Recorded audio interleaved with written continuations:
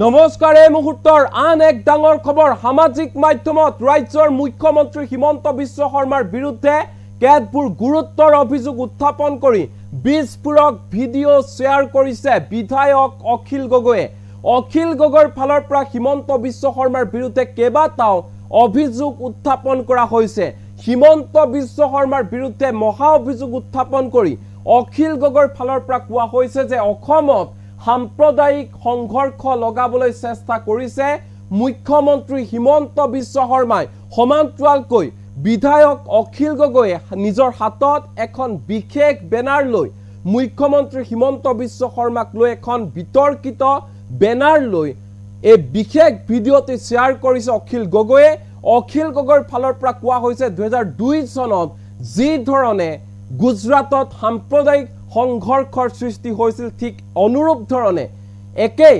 গুজৰাটৰ দৰে সাম্প্ৰদায়িক সংঘৰ্ষ সৃষ্টি কৰিব বিচাৰিছে হিমন্ত বিশ্ব শৰ্মাই অসমত আৰু বিজেপিৰ নেতৃত্বতে বিজেপিৰ পৃষ্ঠপোষকতাৰে অসমত আৰম্ভ হৈ গৈছে মিয়া খেদা আন্দোলন এনে ধৰণে বিস্ফোৰক ভিডিঅ' শ্বেয়াৰ কৰিছে বিধায়ক অখিল গগৈ এই মুহূৰ্তত জনাইছো এই ডাঙৰ খবৰ বিজেপিৰ পৃষ্ঠপোষকতাত ৰাজ্যত আৰম্ভ হৈছে মিয়া খেদা অভিযান ৰাজ্যৰ জাতীয় বিষয়ক তল পেলাই মূল বিষয়ক আতৰাই মিয়া ৰাজনীতি আৰম্ভ কৰিছে বিজেপিয়ে এই মহা অভিযোগ উত্থাপন কৰিছে বিধায়ক অখিল গগৈ এতিয়া কেৱল মিয়া আৰু মিয়া কৰি ফুৰিছে বিজেপিয়ে 2024 লোকসভা নিৰ্বাচনৰ ফলাফলৰ পিছতেই ভীতিগ্ৰস্ত হৈ পৰিছে মুখ্যমন্ত্ৰী হিমন্ত বিশ্ব শৰ্মা 2024 বিজেপিৰ পৰাজয় যে নিশ্চিত হেয়া গম পাইছে মুখ্যমন্ত্ৰী হিমন্ত বিশ্ব শৰ্মাই অসমত সাম্প্ৰদায়িক সংঘৰ্ষ লগাবলৈ চেষ্টা কৰিছে মুখ্যমন্ত্ৰী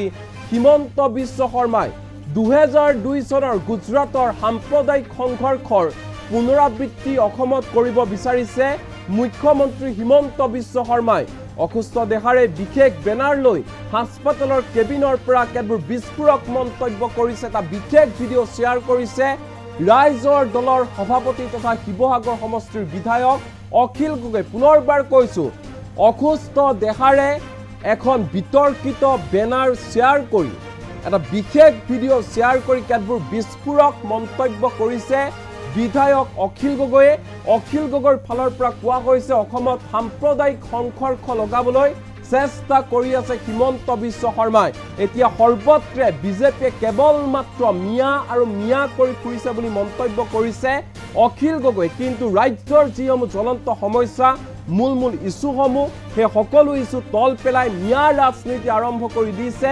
বিজেপিয়ে 2024 লোকসভা নিৰ্বাচনৰ ফলাফলৰ পিছতে ভীতিগ্ৰস্ত হৈ পৰিছে মুখ্যমন্ত্ৰী হিমন্ত বিশ্ব শৰ্মা আৰু 2026ত বিজেপিৰ পৰাজয় যে নিশ্চিত হেয়া গম পাইছে মুখ্যমন্ত্ৰী হিমন্ত বিশ্ব শৰ্মাই যাৰ বাবে নেকি মিয়া ৰাজনীতি আৰম্ভ কৰি দিছে হিমন্ত বিশ্ব শৰ্মাই বিজেপিৰ পৃষ্ঠপোষকতাতে ৰাজ্যত আৰম্ভ হৈছে মিয়া খেদা অভিযান ৰাজ্যৰ জাতীয় বিষয়ক তল পেলাই মূল বিষয়ক আতৰাই মিয়া ৰাজনীতি আৰম্ভ কৰি দিছে বিজেপিয়ে এনে ধৰণে বিস্ফোৰক মন্তব্য কৰিছে বিধায়ক অখিল গগৈয়ে আৰু অসুস্থ দেহাৰে হাতত এখন বিশেষ বিতৰ্কিত বেনাৰ লৈ এই বিশেষ ভিডিঅ'টি সামাজিক মাধ্যমত শ্বেয়াৰ কৰিছে বিধায়ক অখিল গগৈয়ে কি আছে বিশেষ ভিডিঅ' ক্লিপটোত কি কৈছে অখিল গগৈয়ে হিমন্ত বিশ্ব শৰ্মা সন্দৰ্ভত কি অভিযোগ উত্থাপন কৰিছে অখিল গগৈয়ে মন দি শুনা নমস্কাৰ মই আছো GMCH হস্পিটেলত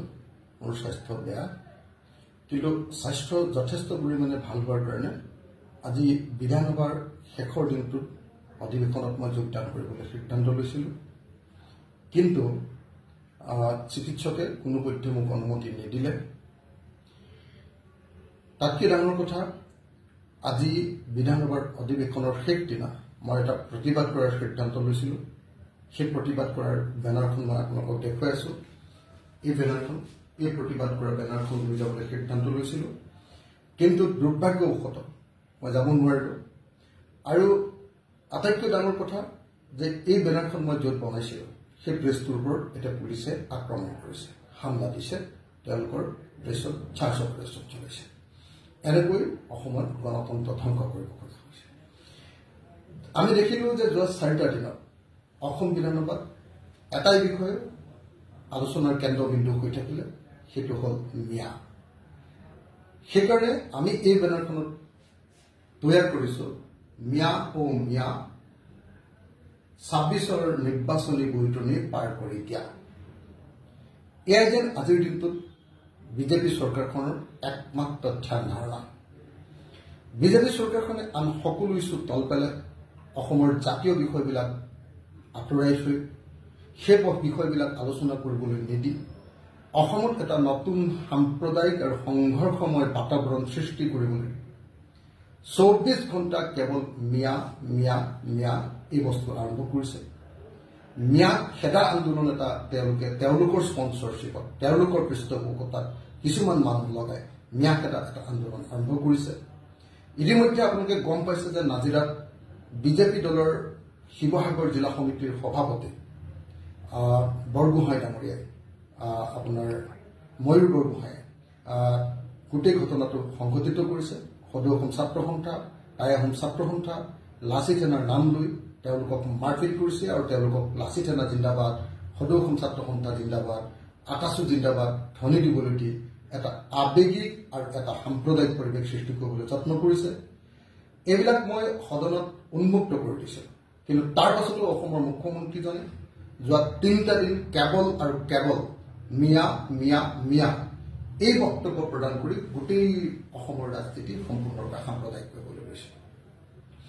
আমি দেখিছোঁ যে 2024ৰ নিৰ্বাচনত বিজেপিয়ে বিফলতা প্ৰদৰ্শন কৰাৰ পাছত তেওঁলোকে ভীতগ্ৰস্ত হৈ পৰিছে।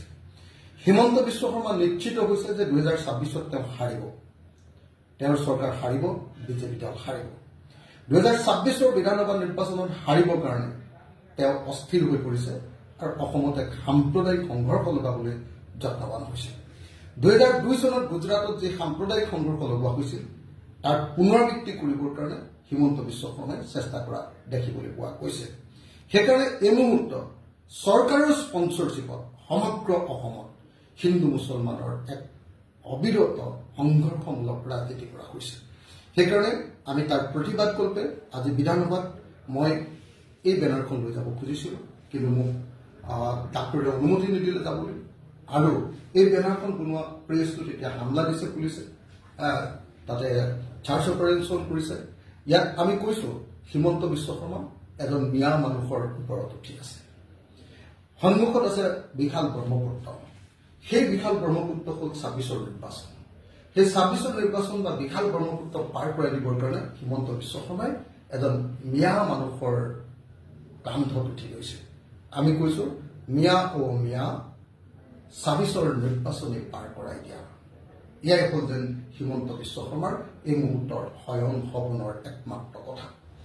এনেকৈ হিমন্ত বিশ্ব শৰ্মা নামৰ অসমৰ মুখ্যমন্ত্ৰীজনে অসমক সাম্প্ৰদায়িক সংঘাতৰ কেন্দ্ৰবিন্দু কৰিব খুজিছে। তেওঁ ক্ষমতা লাগে, ক্ষমতাৰ কাৰণে তেওঁ বলীয়া, ক্ষমতাৰ কাৰণে তেওঁ সকলো কৰিব পাৰে। আৰু এই কামটো কৰিবৰ কাৰণে এতিয়া এক সংঘৰ্ষময় পৰিৱেশ সৃষ্টি কৰিব খুজিছে। আৰু এই কথাটো ৰাইজক সোঁৱৰাই দিবৰ কাৰণে অসম বিধানসভালৈ মই আজি এই বেনাৰখন লৈ যোৱাৰ কথা আছিলে, নিব নোৱাৰিলোঁ। মোৰ স্বাস্থ্যৰ কাৰণে ডাক্তৰে অনুমতি নিদিলে, DMCS কৰ্তৃপক্ষ অনুমতি নিদিলে। সেইকাৰণে ৰাইজৰ সন্মুখত এই বেনাৰখন মই আজি উত্থাপন কৰিলোঁ, দাঙি ধৰিলোঁ। ধন্যবাদ।